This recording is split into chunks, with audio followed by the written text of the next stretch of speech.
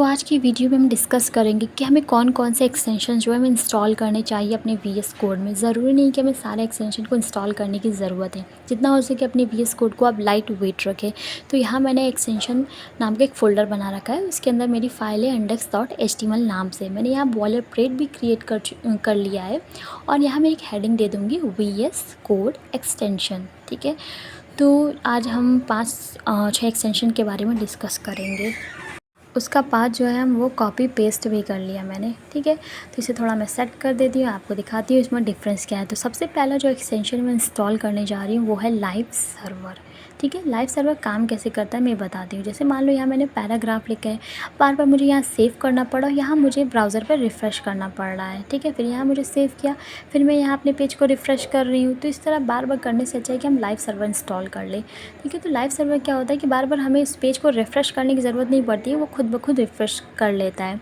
तो जो live server होता है ना, वो हमारे मतलब कि मशीन पे एक लोकल होस्ट मतलब एक लोकल सर्वर क्रिएट करता है। ठीक है, तो इसे मैंने इंस्टॉल कर लिया है अपने वीएस कोड में। यहाँ लिखा है गो लाइव, आप उस पर क्लिक कीजिएगा, फिर आपका लोकल होस्ट जो है वो रेडी हो जाएगा। ठीक है, जो सर्वर है तो वो आपका हो गया है। तो अब हमें बताते हैं कि कैसे हो रहा है। जहाँ जैसे ही मैंने यहाँ पैराग्राफ लॉरम 10 लिखा है, तो ये क्या करेगा, खुद ब खुद उसे रिफ़्रेश कर देगा। मुझे वहाँ जाके पेज पर रिफ़्रेश करने की ज़रूरत नहीं पड़ेगी। ठीक है, तो फिर मैंने यहाँ लिखा है पैराग्राफ लॉरम इस तो फिर उसके बाद ये खुद ब खुद फिर रिफ़्रेश ले लिया है। ठीक है, ये एक मैं यहाँ आपको सेटिंग बताती हूँ वर्ड रैप। जो वर्ड रैप होता है ना, वो हमें बार बार मतलब लेफ़्ट टू राइट स्लाइड ना करना पड़े। तो वर्ड रैप क्या करता है, उस चीज़ को रैप कर देता है। ठीक है, तो अब हम दूसरे एक्सटेंशन की बात करते हैं। तो जो दूसरा एक्सटेंशन है हमारा वो है स्पेल चेकर। मान लीजिए हमने कोई वीएस कोड में कोई मिस्टेक कर रखी है, मान लो स्पेलिंग मिस्टेक कर रखी है कोई नाम में। मैं आपको एग्जांपल बताती हूँ कि जैसे मैंने यहाँ स्पेलिंग मिस्टेक कर रखी है स्पेल की। ठीक है, तो अभी तो वीएस कोड इसे डिटेक्ट नहीं कर रहा है, तो इसके लिए मैंने एक एक्सटेंशन इंस्टॉल कर रखा है। उस एक्सटेंशन का नाम है स्पेल चेकर। तो स्पेल चेकर क्या करता है कि वो हमारे जो भी मैंने स्पेलिंग या वर्ड मिस्टेक कर रखी है उसको वो बताएगा कि डिटेक्ट कर लेगा कि हाँ ये स्पेलिंग मिस्टेक है, और हमें सजेस्ट भी करेगा कि हाँ आप इसे ऐसे ठीक कर लीजिए। तो यहाँ मेरा ये इंस्टॉल हो चुका है और ये मुझे बता रहा है कि देखिए आपने स्पेलिंग मिस्टेक कर रखी है, आप इसे चेक कर सकते हैं, व्यू प्रॉब्लम और क्विक फिक्स, और ये मुझे सजेस्ट भी कर रहा है। ठीक है, और फिर हम दूसरा एग्जांपल भी बताते हैं। यहाँ जैसे मैंने लिखा है कि एक्सटेंशन की स्पेलिंग मिस्टेक कर रखी है, तो वो भी सजेस्ट कर रहा है कि नहीं ये कुछ इस तरीके से होना चाहिए। ठीक है, तो हमारा स्पेल चेकर हो गया। अब हम अपने थर्ड एक्सटेंशन की बात करेंगे। तो हमारा थर्ड एक्सटेंशन क्या है, ऑटो सेव। मैं आपको बता रही थी ना पहले कि बार बार मुझे सेव करना पड़ रहा था फाइल को, और मुझे बार बार सेव करने की ज़रूरत नहीं। जैसे ही मैं अपनी वीएस कोड की विंडो से हटूँगी, ये अपने आप इसको सेव कर लेगा। मुझे इसको सेव करने की ज़रूरत नहीं पड़ेगी, बार बार कंट्रोल एस या सेव करो फाइल को, ऐसा कुछ भी करना नहीं पड़ेगा। आप सीधे इसे इंस्टॉल कीजिए अपने वीएस कोड में, और जैसे मैंने इंस्टॉल किया, यहाँ मैंने कुछ टाइप किया, यहाँ जैसे ही मैं विंडो से हटूँगी ये खुद ब खुद सेव कर लेगा। ठीक है, ये बहुत ही अच्छा एक्सटेंशन है ऑटो सेव, बार बार मुझे सेव ही नहीं करना पड़ रहा है। तो चलिए अब हम अपने नेक्स्ट एक्सटेंशन की बात करते हैं। जो हमारा नेक्स्ट एक्सटेंशन है वो है प्रीटियर। तो प्रीटियर क्या करता है ना, जो भी मैंने कोड लिखा है अपने वीएस कोड में उसे ये फॉर्मेट कर देता है, अच्छे से ब्यूटीफाई कर देता है। मुझे बार बार इसके इंडेंटेशन और इसे लाइन मिलाने की ज़रूरत नहीं है। जैसे मैं एग्जांपल यहाँ ली हूँ, ऑर्डर लिस्ट मैंने क्रिएट किया है और फिर मैंने यहाँ अनऑर्डर लिस्ट भी क्रिएट किया है। आप देख सकते हैं मतलब कितना ही कंजस्टेड लग रहा है। ठीक है, ये क्या करता है ना, सबको एक लाइन में सेट कर देगा। ठीक है, इसके लिए मैंने एक्सटेंशन इंस्टॉल कर लिया प्रीटियर। ये बहुत ही फेमस एक्सटेंशन है, मोस्टली सभी लोग इसको यूज़ करते हैं। तो ये हमारा इंस्टॉल हो रहा है।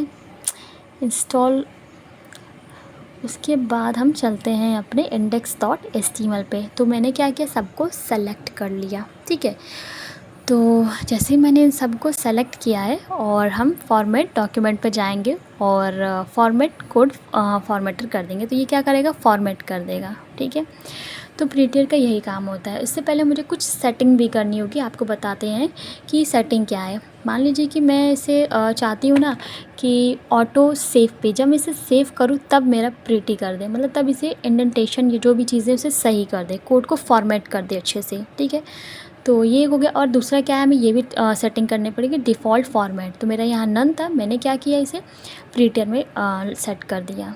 ठीक है, तो यही था प्रीटियर एक्सटेंशन के बारे में। अब तो जैसे मैंने यहाँ एक और एग्जांपल लिया, मैंने लिखा पैराग्राफ दिया और मैंने ऑर्डर लिस्ट दिया है। जैसे ही मैं इसको सेव करूँगी ये अपने आप सारी चीज़ को प्रिटी कर देगा। ठीक है, सबको एक लाइन में सेट कर दिया। तो ये हमारा प्रीटियर के बारे में था। अब हम चलते हैं अपना नेक्स्ट एक्सटेंशन के बारे में, तो जो है ऑटो रीनेम टैग। तो ऑटो रीनेम टैग के बारे में बताएंगे कि कैसे काम करता है ये। तो पहले मैंने ऊपर पैराग्राफ में लाइव सर्वर कर रखा था, तो मैं क्या करी, जो मेरा ओपनिंग टैग है, ठीक है, मैं चाहती हूँ इसको हेडिंग H1 कर दूँ। ठीक है, लेकिन ये लास्ट में जो क्लोजिंग टैग है उसको चेंज नहीं किया है। और इसी तरह आप ऊपर देख सकते हैं, मैंने जैसे लिखा H2 और लास्ट में इसने क्लोजिंग टैग को वो भी नहीं चेंज किया है। तो इसके लिए मैंने एक्सटेंशन इंस्टॉल किया है, इसका नाम है ऑटो रीनेम टैग। जैसे मैं इसको इंस्टॉल करूँगी तो ये क्या करेगा, जो मेरा ओपनिंग टैग है उसको जैसे मैं ओपनिंग टैग को चेंज करूँगी तो जो लास्ट में हमारा क्लोजिंग टैग है उसको भी चेंज कर देगा। मैं आपको एग्जांपल करके बताती हूँ, देखिए कैसे हुआ है।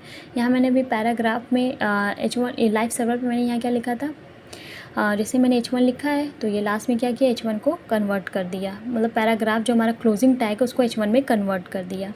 तो यहाँ आपको और मैं एग्जांपल बताती हूँ कि कैसे ये काम कर रहा है। ठीक है, तो जैसे मैं अपना ओपनिंग टैग को चेंज करूँगी तो ये लास्ट का क्लोजिंग टैग भी इसको चेंज कर देगा। ठीक है, यहाँ मैंने पैराग्राफ था, मैंने उसे H1 में कन्वर्ट किया, हो गया बस। यही ऑटो रीनेम टैग था कि जब मैं अपने ओपनिंग टैग को चेंज करूँगी तो ये क्लोजिंग टैग को भी चेंज कर देगा।